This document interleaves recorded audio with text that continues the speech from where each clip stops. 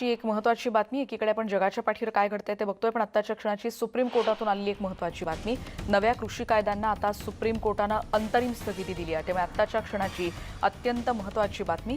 Supreme कोर्टाकडून 4 सदस्यांची समिती यासाठी स्थापन करण्यात आली आणि पुढचा निर्णय येईपर्यंत ही स्थगिती कायम असेल असं देखील कोर्टानं स्पष्ट केलं। आपल्याला माहिती आहे शेतकऱ्यांचं तब्बल 40 दिवसांपेक्षा जास्त दिवस आंदोलन सुरू आहे। काल आंदोलनाचा 47वा दिवस होता आणि याच दरम्यान नव्या कृषी कायद्यांना सुप्रीम कोर्टानं आता अंतरिम स्थगिती दिलेली आहे।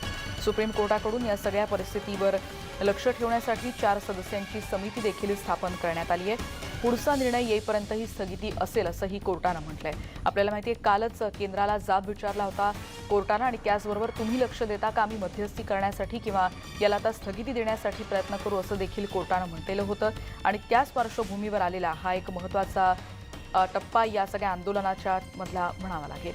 त्यामुळे केंद्र सरकारला सर्वोच्च न्यायालयानं दणका दिलाय। हो तो उनके अध्यक्षों को बुलाया जाए और उसके साथ अगर लीगल रिप्रेजेंटेटिव की जरूरत है उनके एडवोकेट को बुलाया जाए जिससे आगे सारी प्रोसीडिंग हो सके। इसको किस तरह से समझाया और कितना समय लगेगा? ये पूरा समय लगेगा, कमेटी टाइम लगेगा, लेकिन कानूनों पर रोक लगाना भारत के किसानों की सबसे बड़ी जीत है और ये सरकार की हार है। माननीय सर्वोच्च न्यायालय ने कहीं न कहीं माना कानून गलत थे, किसान विरोधी थे, आर्बिट्रेटरी थे, अनकॉन्स्टिट्यूशनल थे, इसलिए इन कानूनों पर रोक लगा दी गई है।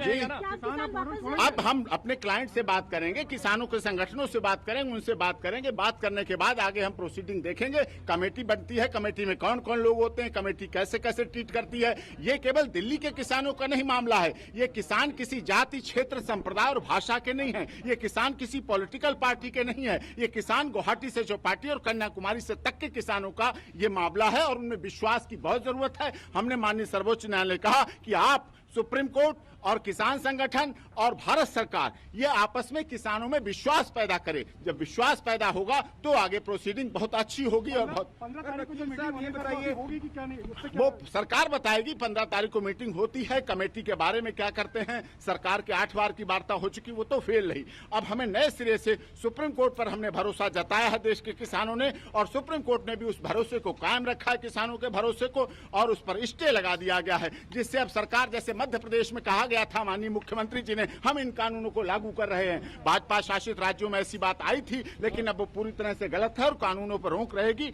और कानून जब तक ये लागू की बात ही नहीं है, अभी लागू होने का कोई विषय नहीं। आप ना सवाल पूछें, ये कानून रद्द भी होंगे क्योंकि कमेटी बनेगी और कमेटी में सारी चीजें सच्चाई के साथ रखी जाएंगी। जब बनेगी कमेटी, बनने के बाद जब सीधे सामने आएगी और फिर उसकी रिपोर्ट माननीय सर्वोच्च न्यायालय में आएगी। जब रिपोर्ट आएगी तो उस पर दूध का दूध, पानी का पानी हो जाएगा सब कुछ।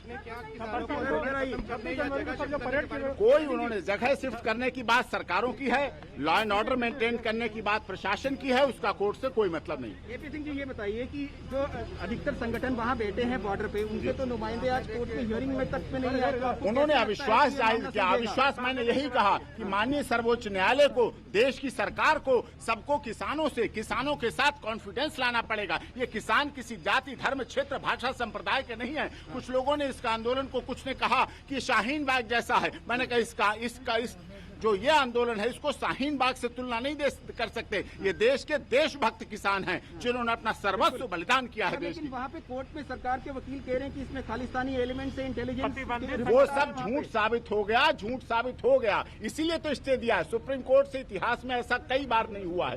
कभी कभी की बात है कि भारत सरकार के बनाए हुए कानूनों पर माननीय सर्वोच्च न्यायालय ने हमारी याचिकाओं पर रोक लगा दी। कल की बैठक में किसानों ने कहा है कि हम इस कमेटी को नहीं मानेंगे। अभी तो कमेटी डिसाइड नहीं हुई है। कमेटी के नाम आएंगे, फिर हम उससे बात करेंगे, उनके पास जाएंगे, वो हमारी कितने सुनते हैं, कितनी सरकार की सुनते हैं, कितनी कानून की सुनते हैं, कितनी हमारी सुनते हैं, और फिर सुप्रीम कोर्ट में आएगी बात। सुप्रीम कोर्ट भी देखेगी, वॉच करेगी, मॉनिटर करेगी सारा काम। सुप्रीम कोर्ट कहीं जा नहीं रही, हम लोग कहीं जा नहीं रहे, और हमारे इस देश की आप लोग मीडिया कहीं जा नहीं रहे। किसानों के साथ हैं और किसानों को न्याय दिला के रहेंगे आप लोग। इमीडिएटली अभी नहीं हट रहे, वो अभी बॉर्डर्स पे बैठे रहेंगे। हाँ, वो बैठ, अब उनसे बात करेंगे, वो भी पढ़ेंगे। हमने ये भी, हाँ, दूसरी बात मैंने माननीय सर्वोच्च न्यायालय ने जो कल हम लोगों को काम सौंपा था, हमने वो भी बताया कि हमने किसान यूनियनों से, अपने क्लाइंट से ये साफ तौर पर कहा है कि वो बुजुर्गों को, जो वृद्ध हैं, महिलाएं हैं, बीमार हैं, उनको धरना स्थल पर ना लाएं।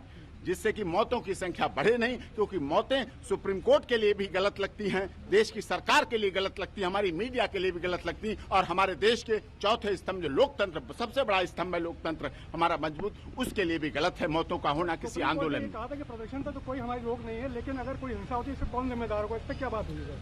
हिंसा क्यों होगी? किसान जो अपनी सुसाइड कर रहे हैं, जो आत्महत्याएं कर रहे हैं, वो हिंसा कहां से करेंगे? वो तो आत्महत्या कर रहे हैं। आत्महत्या करने वाले कभी हिंसक नहीं हो सकते हैं, वो अहिंसक हैं। वो सुप्रीम कोर्ट ने यह भी कहा, गांधी जी की तरह आंदोलन चल रहा है।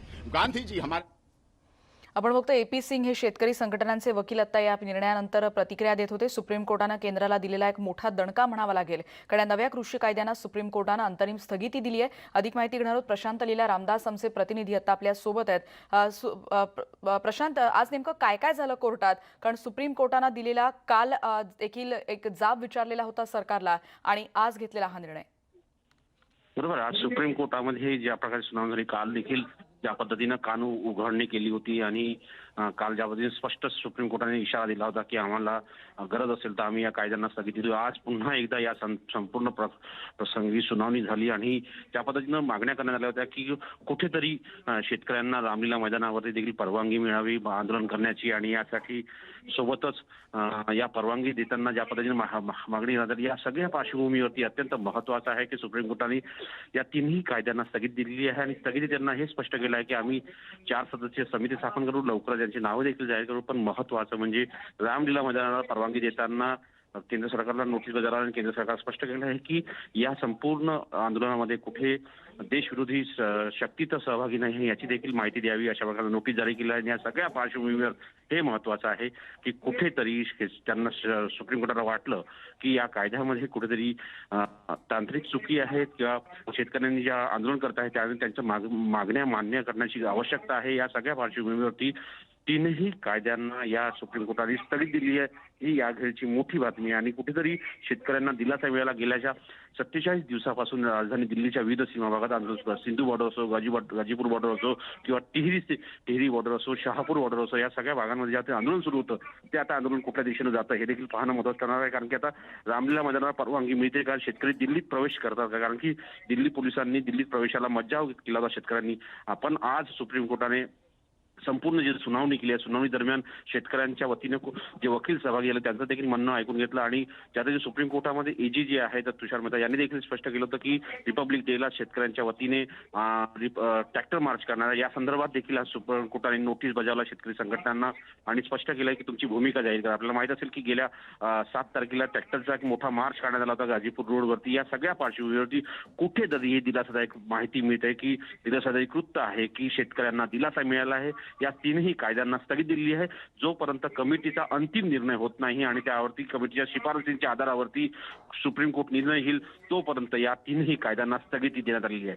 स्टुडिओ अशी प्रशांत, पण यामध्ये आपण बघतोय की ही एक तर अंतरिम स्थगिती आहे, हा एक महत्त्वाचा मुद्दा, आणि त्याचबरोबर आता जी समिती स्थापन होईल ती साधारण किती दिवसात स्थापन होईल अशी काही माहिती कळू शकते? नाही, ज्या पद्धतीने आज सुप्रीम कोर्टाने आपलं भूमिका एकदा स्पष्ट केलेलं आहे, शेतकऱ्यांच्या वतीने कुठलाही प्रतिनिधी सहभागी होणार नाही असं शेतकरी संघटनांच्या वतीने पहिलेच जाहीर केलं झालं आहे। त्या दरम्यानच सुप्रीम कोर्टाने म्हणणं केलं की आम्ही समिती स्थापन करतो आणि त्या दरम्यान 2 न्यायाधीशांचे नाव देखील पुढे आले, मार्कंडे कारजू आणि जस्टिस लोहिया यांचे देखील नाव पुढे आलं होतं या सगळ्या पूर्ण सुनावणीच्या दरम्यान। त्यावर सुप्रीम कोर्टाने म्हटलं आम्ही नाव निश्चिती करू, पण आम्ही 4 सदस्यीय समिती स्थापन करू। होऊ शकतं जेव्हा या संदर्भातला आदेश आज जारी होईल त्याच दरम्यान या 4ही सदस्यांची नावं पुढे येण्याची शक्यता आहे आणि एक प्रकारे ही कमिटी स्थापन झाल्यानंतर लवकरात लवकर यावरती सुनावणी सुरू होईल आणि कमिटी समोर शेतकरी आपलं म्हणणं मांडू शकणार आणि त्यानंतर यावर अंतिम निर्णय घेण्यात येईल। प्रशांत, आणखीन एक महत्त्वाचा मुद्दा म्हणजे एकीकडे या समितीच्या बैठका तर होतीलच, पण अजूनही ही अंतरिम स्थगिती आहे आणि आता समिती स्थापन होणार आहे। आंदोलनाची दिशा कुठपर्यंत किंवा त्यांचं म्हणणं ऐकून घेण्यासाठी या दरम्यानच्या काळात आणखीन काही प्रयत्न होतील? कारण खूप मोठ्या संख्येनं दिल्लीच्या सीमांवर इतक्या मोठ्या प्रमाणात शेतकरी आलेले आहेत। बरोबर, दिल्लीच्या सीमा भागामध्ये ज्या पद्धतीने शेतकरी एकवटलेले आहेत, आंदोलन करत आहे आणि आंदोलन करून ज्या पद्धतीने त्यांनी आपलं म्हणणं मांडत आहे आणि म्हणणं मांडताना त्यांनी स्पष्ट भूमिका घेतली होती की तुम्ही समिती स्थापन करण्याचा नंतर विषय आहे, प्रथमतः या तीनही कायद्यांना रद्द करा. या सगळ्या पार्श्वभूमीवरती आज सुप्रीम कोर्टाने या तिन्ही कायद्यांना स्थगित दिलेली आहे. हे स्थगित दिल्यानंतर आता शेतकऱ्यांच्या आंदोलनाची दिशा आज निश्चित होईल, कारण की येत्या 15 तारखेला पुन्हा एक बैठक आहे. त्या बैठकीच्या पूर्वी आता केंद्र सरकार स्पष्ट करेल की या कोर्टात प्रकरण असल्यामुळे आणि कमिटी स्थापन करण्यास सुप्रीम कोर्टाने स्पष्ट केलं आहे.